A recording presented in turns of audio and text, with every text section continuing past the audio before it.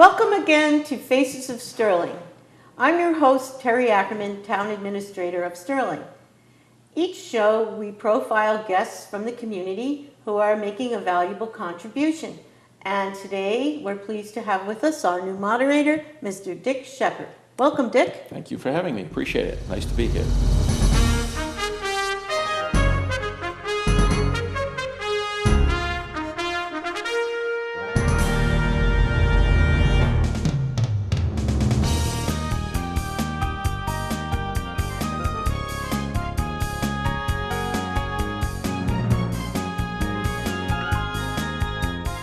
So Dick, congratulations for becoming the new town moderator in Sterling. Thank you. It was a hard-fought battle, but I prevailed, and I'm happy about that. Yes, but you're not new to town government in Sterling. No, I'm not. Most people will remember that I was on the light board for a number of years, and also a selectman for 9 years. So I've been in the public eye for a number of years now. So Dick, you've been a light board member and a selectman for many years. Now you have a new role as moderator. How are you preparing for that? Well, first of all, you have to recognize that I sat on the stage for 9 years as a selectman, so I already know a great deal about how the operation works. Absolutely. There's no question about that. But I have been doing some reading, the Massachusetts Moderator's Handbook, and certainly going through some historical documents. And I've joined the online blog for the Mass Moderators Association, which is called the Gavel Line. I've also, been to and attended many town meetings other than and before becoming a selectman.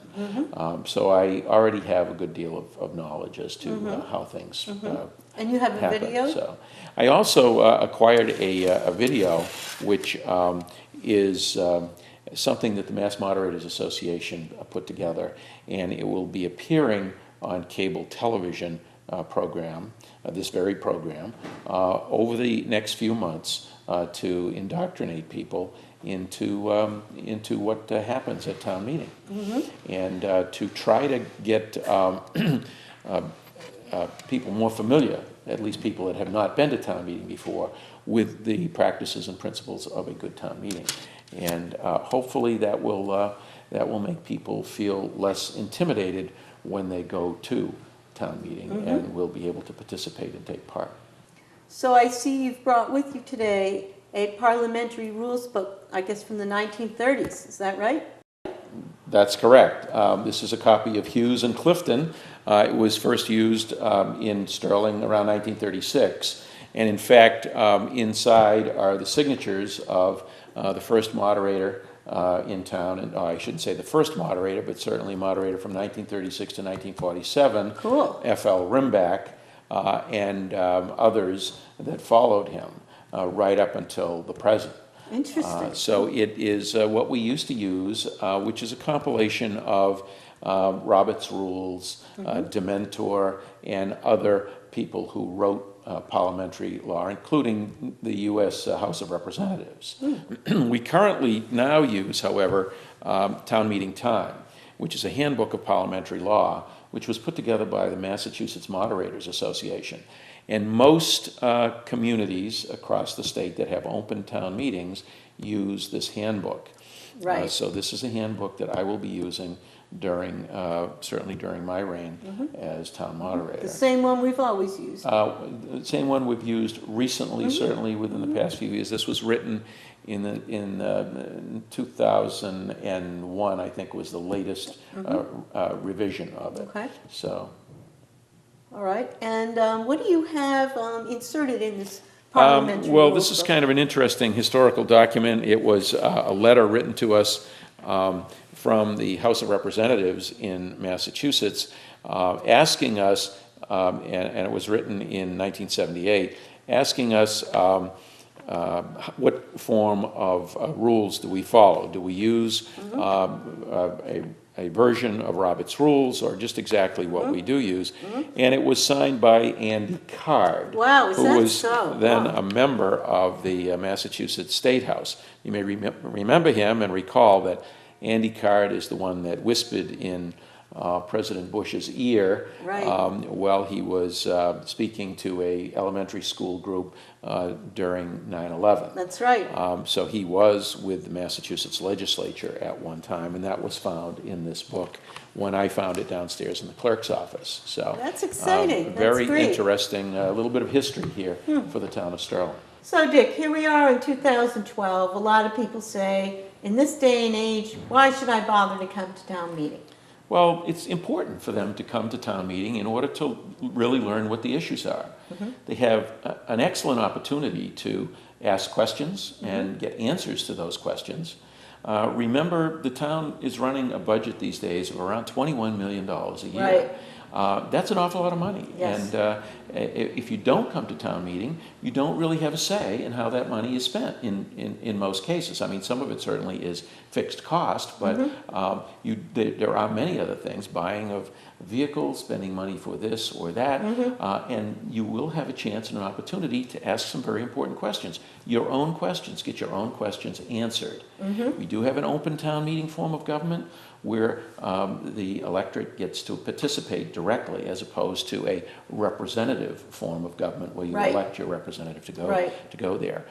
So that is considered to be one of the purest forms of government in this country, quite frankly, where you get to participate on a regular basis. And I think, quite frankly, that's a very good thing. Now, we need to increase, however, participation. Last year we had 6% of the electorate, about 350 people show up for the annual town meeting. That's not good. No. We have 5,000 or more than 5,000 registered voters in the town of Sterling. And so 350, 400 people is not an awful lot to show up. Right. So how do you plan to increase the attendance? Well, I hopefully I'm going to have an additional lighted sign at the highway department. I'm working on that behind the scenes to get a sign, either by loan or actually have Homeland Security get us a sign that we can, just before town meeting, about 3 weeks before town meeting, we'll be able to move that around town in various locations, not just in one location in the center of town. It'll actually be in some outlying areas to make sure that people are aware of the time and the date of the town meeting, and they won't have a tendency to forget to go. So. And any other measures you're taking? Actually, we have a video that is being played, and that is one thing that is being played on cable TV from the Mass Moderators Association. I mentioned that earlier. But we also have something on the town's website, which comes from the Secretary of State's office, which is a pamphlet on how town meeting runs. So that new participants who might be afraid of how town meeting operates can review that pamphlet and go over and be less intimidated, I guess, by the actions that take place in town meeting. They might not understand some of the legislative terms that are used. Remember, town meeting is a pure legislative body defined by Massachusetts general law. And a lot of people don't realize that. But whatever you decide at this town meeting then goes to the Attorney General's office and is ratified. Correct. So the Massachusetts General Law, Section 15, actually determines and lays out the fact that a town meeting is, in fact, a legislative body for the duration it's in play. So Dick, our previous moderator was known for moving along the town meeting quickly and trying to finish in one night, which we usually did.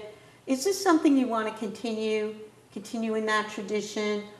And if so, how would you do it? Certainly the attendees to town meeting won't see a lot of changes from that standpoint. We have to make sure that the town meeting flows smoothly. The selectmen obviously own the warrant.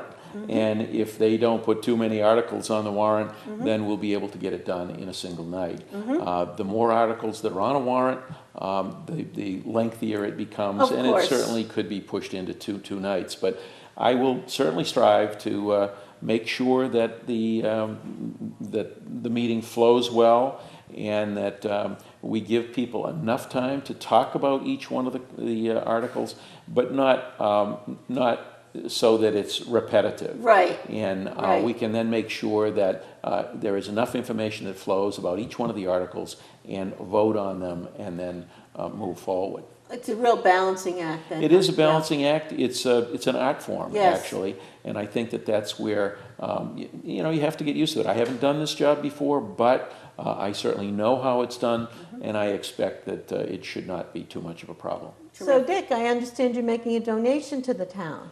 Yes, actually, I've commissioned a local artisan to make up a new town gavel and a striker, Cool. which I will donate to the town after I finish using it. And, Wonderful. The next moderator can use it if he certainly so desires. Oh, that's great. That's very nice. Thank you. And for the people watching at home, if they want to find out about the next town meeting, what do you suggest? Well, I would suggest that you go to the town website where the time and date would be listed and location. Also, there will be a banner across Main Street that will list time and location. And I hope to have this lighted sign that will be positioned in various locations around town, not just here in the center, but in and around some of the main roads leading in and out of town, to remind people of time and date and location of the town meeting, just so that you're more aware and people can't say that, well, you know, I didn't know what the correct time and date was. So. Great. And how do they contact you as moderator if they have specific questions? I'm listed in the phone book, and but certainly people can get a hold of me through Terry, or they can get a hold of me through the town clerk. And I also have a mailbox here in Town Hall, so you can mail things here and it would appear in my mailbox and I can go from there.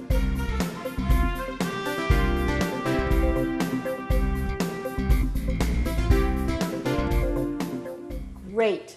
So thank you so much, Dick, for being on the show. Well, and I want to thank everybody for watching this week. We'll see you again next time. This is Terry Ackerman, your host, the town administrator in Sterling.